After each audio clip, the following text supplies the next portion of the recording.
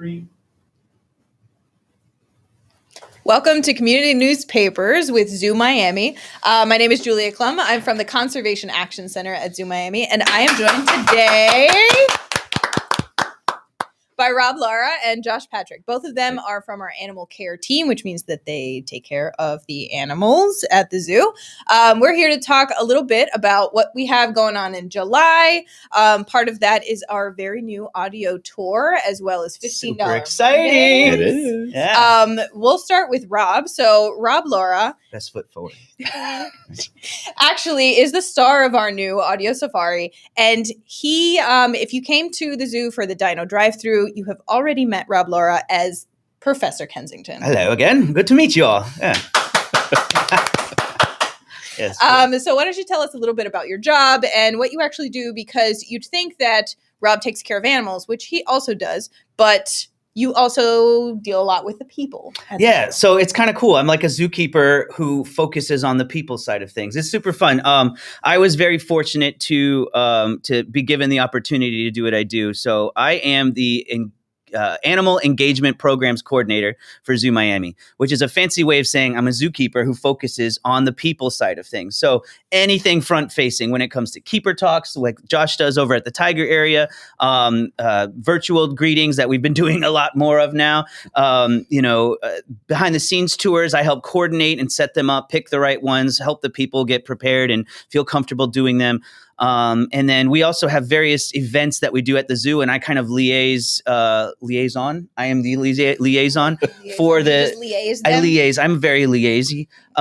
Wait, that's not. Anyway, so I kind of represent the animal science department for the rest of the zoo. So anything at those meetings about our Zoo Lights events or our Boo at the Zoo events, Green Day, Earth Day, and those various things going on, I pretty much get to focus in and be the representative. And then if I feel that we need a manager to come make a decision or whatever, I can reach out to them and give them the pertinent information and then share it. So, but on a daily basis, I try to be out in the zoo as much as possible. So how did the audio tour come about? Okay, yeah. So we'll get to that. So the audio tour, not yet. But the audio tour was kind of the culmination of efforts to bring that sort of drive-through thing that was going on across the country to Zoo Miami. And so we actually did the drive-through for the dinosaurs event. We did Dino drive-through with Professor Kensington, of course. And it was a really kind of like play on Jurassic Park mixed with Zoo Miami, mixed with our specific animals and our climate. And, we tried to have a little bit of fun with it because, as a conservation institution, it's really important for us to make sure that when people come to the zoo, they're having a great time as well. We can let all of those other things that we do. We focus on wildlife conservation, habitat protection and invasive species, saving species from extinction, all those different things. But if people come to the zoo and they're bored, it's all going to be not for nothing. So that particular event, the Dino drive-through, was all about having fun and showing off our dinosaurs that we had. And then the zoo got shut down for a month and then a year. And so we were like, well, our contract's coming up. We got to do something to get people to see these dinosaurs, right? So that was kind of the great thing. And then after that, we were like, we love it. Let's do it for the whole zoo.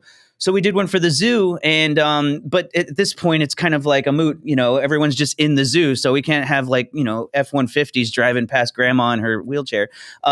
So we decided to try this audio tour, and the idea is for people who are going to come in on cycles to be able to go into the zoo, and if they want to stop and see the tiger because the tiger's out with a keeper, or walk in through our Florida Mission Everglades exhibit that you can't ride a bicycle through, you just push pause and you go do it. And then you come back and you push play and then you get to see it.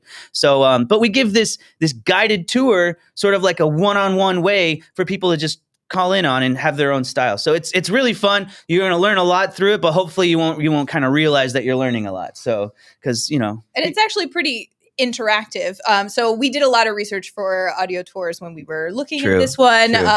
And they were a lot of facts and a little snooze-worthy.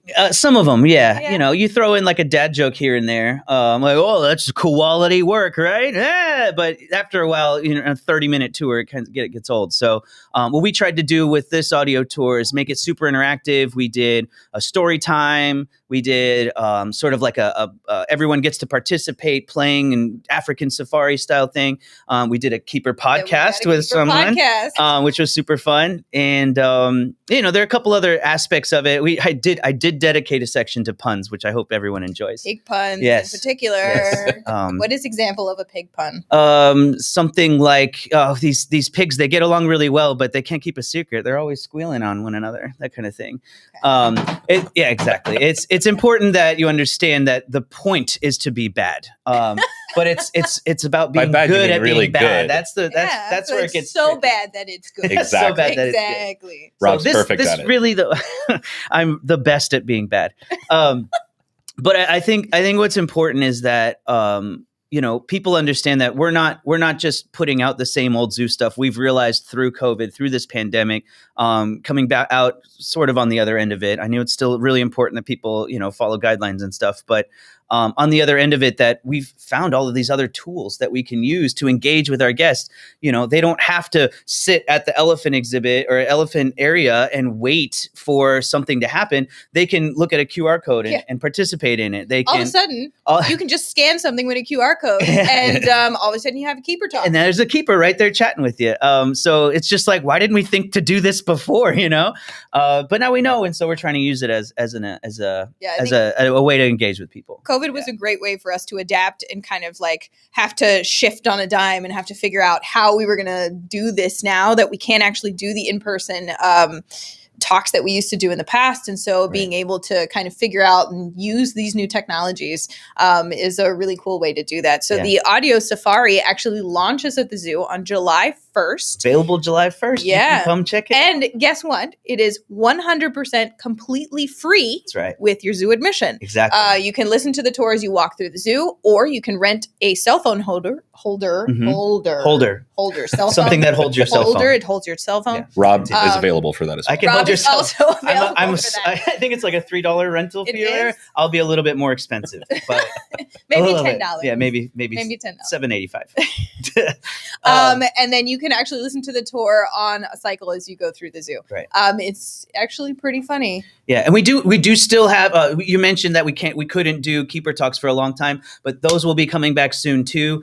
Hopefully by August we'll have keeper talks in full swing. Probably a slightly different way than we used to do it, but we'll see how that pans out. We'll keep you posted. Don't worry. Maybe we'll talk about it next at a different episode of this or something. Maybe one of the next ones we'll come back and talk about all the different keeper talks we have and what that actually means. Right. But the other thing is this free option, this audio tour, is just kind of like a snippet. It's just like, I put one of the longest tracks is like 2.5 minutes or something. Mm-hmm. It's basically made for like if you're walking at a normal pace or cycling at a normal pace, you'll kind of go through the exhibits and it'll kind of like follow along. You're looking at the lemur habitat, you're checking out this, then you go to the Conservation Action Center exhibit, you see that, you go into Asian River Life exhibit once that opens, and you'll have all of these different facts to go along with it, but you still are going to get a chance to see keeper talks and all that. And if you want to up your game, you want to go out and you want to spend some money for a really engaging and interactive experience, you can get a VIP tour with our awesome transportation team. You can purchase a backstage pass to go behind the scenes to certain parts of the zoo, and those things are always changing too. We want to keep people on their toes, keep it variable, keep it fun. And so that's the kind of things we're looking to really bring and keep people guessing about what they're going to see when they come out to the zoo. I mean, speaking of keeper talks and keeper podcasts, right? In the audio tour, Josh Patrick is actually one of the featured keepers in that tour. What is it that you do at the zoo, Josh? So I'm an animal care coordinator. So basically what I do is oversee the daily management of a select group of our animals at the zoo. So my specific focus is into carnivores, primates. So that ranges from the tigers with our new little Nadari baby. Yes, little baby tigers. She's cute. She is fierce. She's quite fierce. She does not like Rob. She can also swim very well.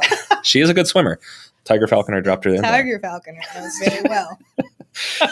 So my job is to make sure that the overall health, the daily upkeep of these guys, that they're enriched every day, that they are being trained. So we do a lot of voluntary training with these guys. So things like they'll let us draw their blood so that we don't have to immobilize them. Things like that that are providing a better quality of life for the animals that are here as ambassadors of their species. And then I also get to work with Rob every day. I mean, is that the best part though, or like the worst part? It's kind of in the middle. It's in the middle. Some days. Everybody's got a perspective. But then, it's also about coming out and engaging with guests, because that's really why we're all here, is to, the animals are here as ambassadors, and my job is to speak on their behalf as to why we need to conserve them, why we need to save them, why they're important to the environment. Sure. And that's extremely, extremely important for me with a lot of the animals that I actually oversee, from painted dogs to hyenas to the chimps to the gorillas and all these other programs that, we participate in SSPs, we participate with the AZA programs and all these things that help conserve these guys. So I want to be able to talk to people about that. Absolutely. And an SSP, for those that don't know, an SSP is a species survival plan. It's an AZA program. Why don't you tell them what an SSP is? So a little brief overview of it is, it's basically a collaboration of every zoo that's underneath the Association of Zoos and Aquariums. And basically what our goal is to save that species. So it's a management plan, essentially, of how we can best breed these guys and create a group that is going to ensure the genetic variability of the species. It's also going to make sure that we have a species to save if they go extinct out in the wild, things like that. Right. So, yeah, I think the SSP concept is really a way to make sure that animals in zoos are treated like animals in an ark. We're not inbreeding. We're making sure that lots of different genetics are going around, and basically treating it like it's a wild population, making sure that animals from one part and the other part are meeting each other, so that it's not all one set of there's a lot of math that goes into it too. There is a lot of math, a lot of statistics, lots of statistics, genealogy. It's really interesting in that regard for that stuff, because you look at who's related to who and who goes where, and we get these breeding recommendations of, we might have this and we might get a breeding rec, but these animals then bred, and now those genetics are overrepresented for this year. So we need to actually, we might lose a breeding rec, and it might change for a couple of years or things like that. Yeah. So it's constantly changing, constantly. There's a lot of complications in that too, right? So you could get a breeding rec, and so you send, for example, a hyena to another zoo, and their recommendation is to breed with the female there, and they don't like each other. Yeah, it's very possible, just like people. Exactly. It's definitely not as easy as swiping right. You know what I mean? Like there's a lot more that goes into it, but at the end of the day, it still matters whether or not they get along, whether they have like matching personalities. Behavior plays a huge part of that. Absolutely. And I mean, right now the SSP is kind of like changing, isn't it? Like across, so AZA is the Association of Zoos and Aquariums for the United States of America, but we're also connected with EAZA, European AZA, WAZA, which is World AZA. Zoos and Aquariums. Yeah. So we have people and we have expertise from all over the world, and especially all over the country. What is it? Over 240 zoos across the 50 states. But the SSP is also something that recognizes that there's a lot of common sense that goes into it. A lot of like, okay, this is working for this group, but maybe for this group, they need to kind of like figure out certain things. They've got a really good track record. And even though we may not have all of the genetics of all of the animals they're considering, they've got a really good way of making sure that this species doesn't go extinct. Yeah. And there's champions within those SSPs too, which is also cool. Right. It's the people that are really championing those species, that really have a passion about them. And those are the people that are going to help and be resources for those animals. Right. So it's funny though, like some of the, like you're probably one of them with tigers or elephants, or one of the things you're experts on. But I remember having a moment when I was a curator at one point. I was like, I used to think of myself as a reptile guy, right? I was like, I know snakes, I know crocodiles and stuff. And then I met a reptile guy, and I was like, I guess I just like reptiles. Like I was good at like putting them in and talking to people about them, making sure they're happy and healthy. But then I met someone who was just like, what's the cage temperature at? Is the substrate, the humidity, and what is the, this species is more of a nocturnal. And I was just like, oh my gosh. There's definitely that level of expert that the people that we're talking about coordinating these programs, they're way beyond it. And it's really awesome to have a community filled with people like that. You get love. I mean, it really is a project of love that you impassion yourself in, because like I love the painted dogs clearly here, but like those guys, you get into the nitty gritty detail. And like, for me, it's the behavior with everything. And that's the coolest part of that, because in painted dog society, they are so unique in the way that they do everything, because it's not every animal has a role. So it's kind of like a family group in that sense, Mm-hmm. You might not be a great hunter. So Rob, you're not a great hunter. I know. Not. Yeah. You're not a good runner, right? But you are good at being observant. So I'm going to leave you at the den, and you're going to be on pup duty, and we'll bring you back some food. We promise you won't starve. Okay. So everyone they play to the strengths of the pack, and this is the just pack an makes sure example. that it's not an example. But so they would stay back. The pack goes hunts. They'll make sure to bring back food for everyone and for the pups and all that kind of stuff. For the Rob, exactly. We're going to refer to it as the Rob. That's the Rob. Sure. And painted dogs have such an interesting social dynamic too. And so we won't give away all of it because that's one of the main topics that Josh talks about in the audio safari is available July 1st. Available July 1st is his passion for painted dogs, which are really, really interesting species of animal, and they're extremely incredible. Complex in their social structures. They'll actually relay animals down to tire them out, like things that are not really seen in the animal kingdom other than in painted dog society. I'll give you a hint. They're also the #1 predator in Africa. They have the highest success rate, which is amazing. It's pretty cool. Considering that they average around 25 to 32 kilograms, which is about 50 or 60 pounds. So they're about the size of a German Shepherd for anyone that has one at home. And they're more successful than fat dogs. No, come on. Wow. Come on, Rob. How fat is that dog? But, they're, compared to a lion who is 180 kilograms, which is, closer to about 400 pounds, they're out hunting these guys. How is that? Lions have a success rate of around 40 to 50%, whereas painted dogs are upwards of 90% on most of their kills. So why is that? And, they're like I was saying before, there's jobs that are assigned to them. So even though you might be a hunter, Rob's not. Let's but Julia for this example, I'm a hunter. I would be the So there are the runners of the group. There are the ones that will go and be there for the takedown. And everyone has a specific job in those. And they all play to their strengths, which I think is just absolutely mind-blowing and incredible. I could spend 2 hours talking to you about it. What is it like? What thing that like I don't get to see as like, yes, I'm a keeper. Yes, I work with the same stuff you do, but I'm not there every day seeing that pack, our painted dogs. But I also know you take care of the lions. So like you just mentioned those two. What's the difference taking care of our lions versus our It's so different dogs? because you got to look at again, it falls to behavior. And that's what I kind of harp on a lot is that behavior is so crucial to these guys. And so, where a lion is lazy, they're like, I'm big, I'm tough, Rob. I'm not worried about you. I don't care. I just want my food. The dogs are a little bit more timid, like, hey, what's going on? And you kind of have to insinuate yourself into the pack and be a member of the pack without being a member of the pack, because we also want those social complexities to be theirs. And they have their own social complex because, they're a matriarchal by society. So they have an alpha female, then there's betas, and then omegas or gammas is what they're called. So those are the bottom of the barrel kind of social ranking. That's what it's like at your house too, right? Yes. Okay, just checking. So they sit there, and I need to be able to interact with these guys, and I need to be able to do things with them, like if they need medication, or any of that. So it's this kind of tiptoed line of, am I doing too much, or am I doing not enough of being a member of that pack kind of on the outskirts, if that makes sense. Are there fun examples? Like, do you have like a story of like seeing that in action at Zoo Miami with the packs that we have? So the group that we have. That's packs. You're right. The pack that we have. 2 packs?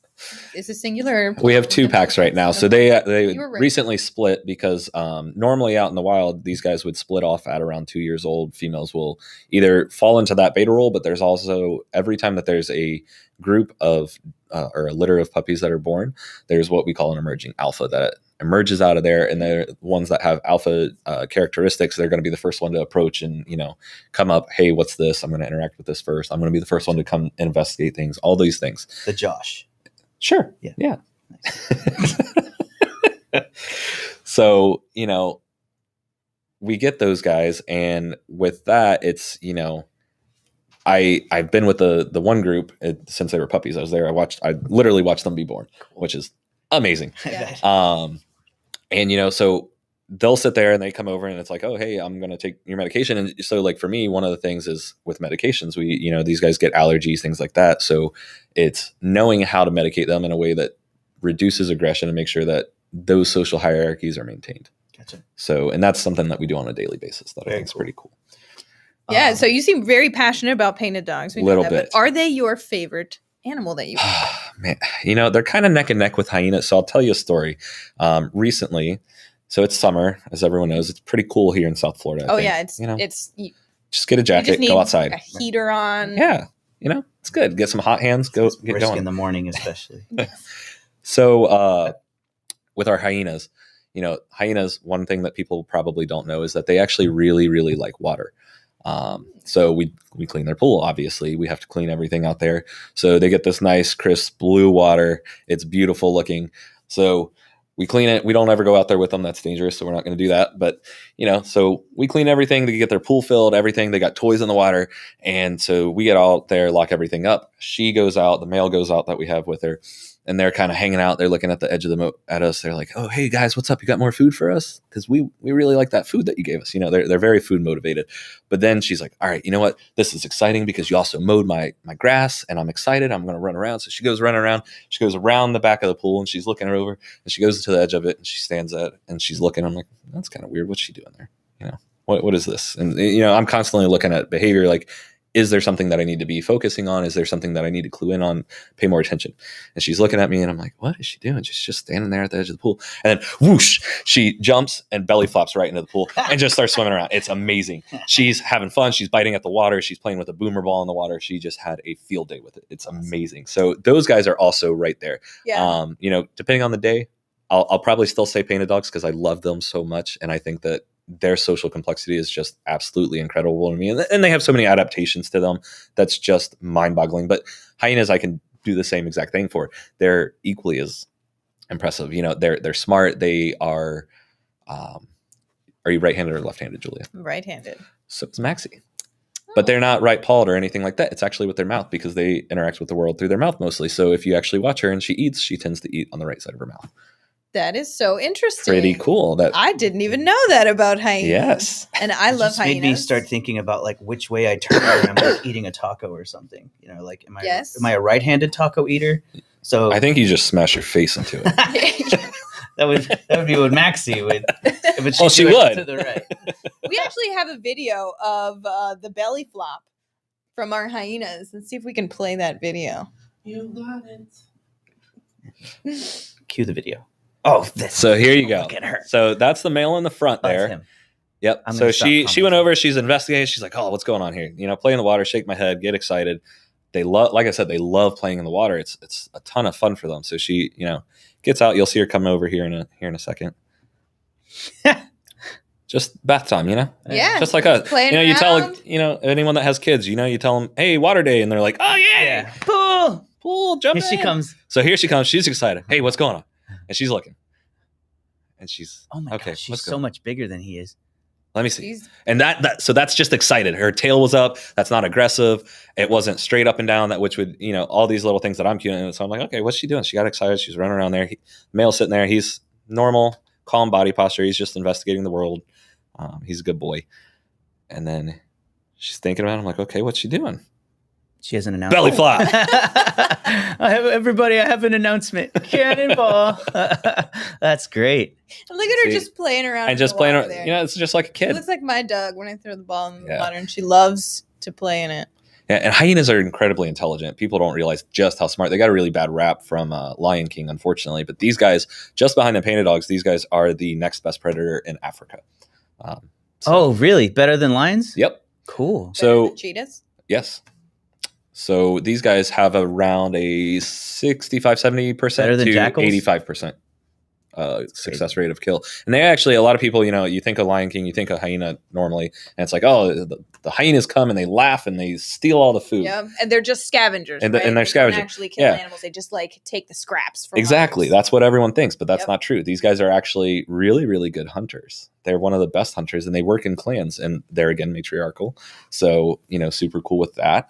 But they have the ability to sit there and eat, bones, and they can. One of my craziest things about them is their bite force. So they can actually crack a bowling ball with their jaws. I mean, they literally eat bones, and so when they poop, it's kind of like a rainbow effect that we get. So their poop, we look at it and we're like, this is white, and then it's green, and then it's orange, and then it's red. Hey, it's because they eat bones.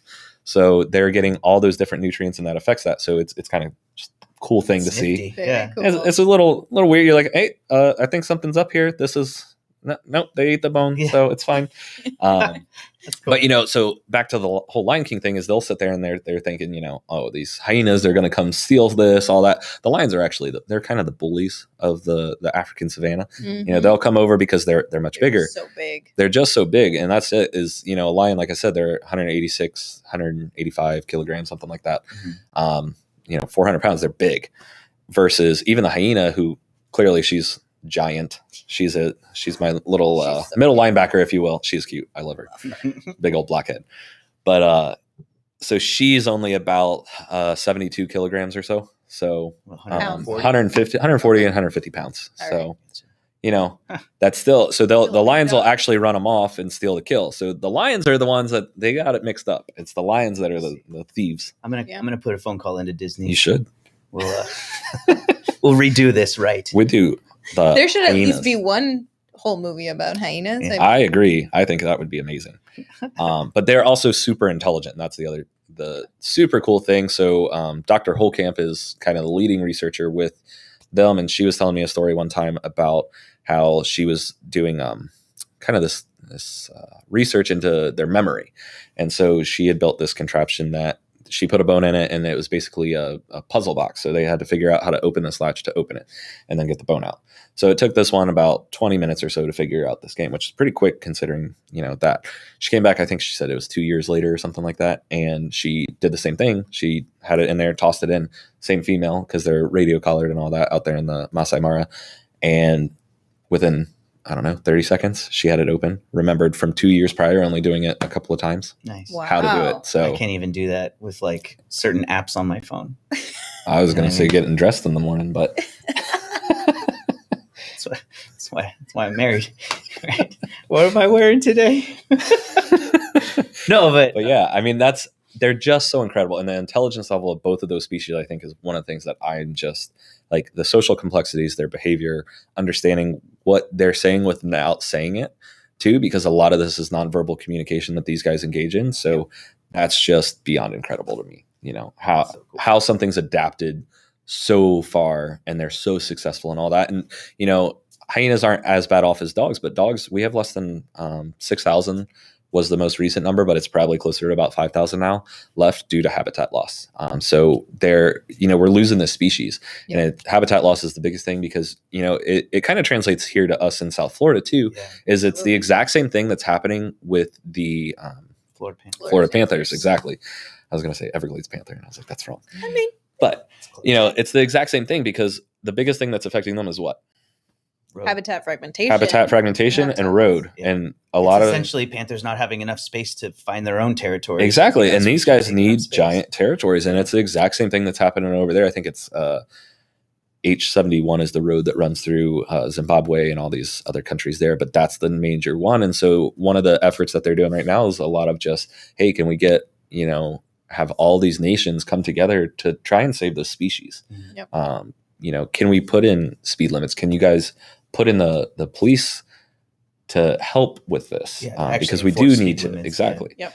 That was the other thing you said. You said there's 6,000 left. About. Yeah. What was the number before? Because you look at Africa, it's this massive continent. You have roads going all the way through, like these wild areas and everything. Yeah. And so those roads are not like, oh, there's a culvert or there's underpass. No, it's just the road through the Serengeti or whatever. And so my question is like, what does 6,000 translate? Because that's like these dogs have huge ranges. So it's like a group of 30 here, a group of 10 there, a group of 5 here, just speckled throughout the landscape. And people don't think like, oh, I'm going to put a road right through it. It's not going to mean a big deal. There's so much space. But to a painted dog family, that could be, paving a dangerous, obstacle somewhere where you could die trying to get your next meal. Like that's like putting a booby trap on the way to Publix for us. Yeah. I mean, so their numbers were much, much higher. They were probably closer to like 50, 60,000 if you go back a century or so. Much, much more. And they are really critical to the environment, So one of the saddest facts for me is last year, I think it was in Hawaii, every birth of the pups that we had was unfortunately, they all died to car crashes. this past year. Wow. So really heartbreaking. Yeah, panthers are really having the same kind of Exactly. problem out in the Everglades right now, and in northern Florida. We have, what is that road that runs right through panther habitat? 75. Yeah, I think it's I-75 that runs straight through. Well, it goes Panther through like habitat. the Alligator Alley. Alligator Alley. Yeah, it's So just I that was section of panthers 75. there too. something. Yeah, because that road is essentially Right in the middle of the where crossroad, their or the borderline between like the vast upland habitat in the Everglades and the big was it Big Cypress? Big Cypress Yeah. National Park. National And then just briefly Yep. too, the only other thing that I'll say with that, and I encourage everyone to come out, come find me, talk to me. I will talk your ear off, promise. But those fragmentations are also, a lot of people are like, oh, well, why don't we build like fences and things like that, and all these kind of things. And fences, the dogs are smart. Yeah. So they've actually adapted already. We've already been seeing this. So, these dogs would normally be going out hunting. They would be killing, the elderly, the sick, these things, helping with population management in that regard. So you're starting to see some of these fences come up. And what the dogs are learning to do is run these herds into the fence because they can't get through a fence. So now, instead of hunting the elderly and the sick, we're seeing, and they might have had a 15% chance of getting, a healthy one. Now we're seeing about a 55% of healthy population versus that. And that then completely changes the entire landscape of the area, because now you're getting herds that are getting diseases, that are getting, elderly ones that shouldn't be around, all these things that are affecting it. It has severe ecological implications to not just them and to the hierarchy really of the species that live in Africa. Exactly. Well, I mean, coming to the zoo is an awesome place where you can meet Josh, you can meet Rob, you can see all of our different animals at the zoo. We actually have another discount that's happening through July. It's actually $15 Mondays. 15. Yep. Anytime from July 5th through September 27th, you can actually come to Zoo Miami for $15 on Mondays, see all of our animals, get your audio safari for absolutely free as you walk through the zoo, and come and see all of the amazing things that we have going on. We encourage people to let us know what you think about the audio safari. You can let us know on social media. We really want people to listen. Talk all about the belly flops. Yeah, but absolutely. Rob's gonna do one. I think the one of the I crush belly flop contests. Calm down. But I think for the audio tour, what's important for people to know is that we just want you to have a good time. So definitely listen to it. Let us know how you liked it. And let us know if we should do more of those. Right. We can kind of want to feel out whether or not this is something people like. Right. We didn't. And then we can do some more for different areas. That's what I was going to say. Is we events. didn't call someone to come and do this for us. Like, we did it. Julia and I and Natalie in our group sales department pretty much put this together ourselves and have made this happen. So, stay tuned for updates and all that. Or if, you want this free platform to, talk to people of Miami, maybe sponsor some of the tracks for us or something like that. We'd love the opportunity to engage with our community when they come to the zoo. And so this is just one of the next things. Let us know if you have other ideas, and we'd love to try. Well, thanks guys for coming on today. That's it for us today. Hopefully we'll do another one next month. Yeah.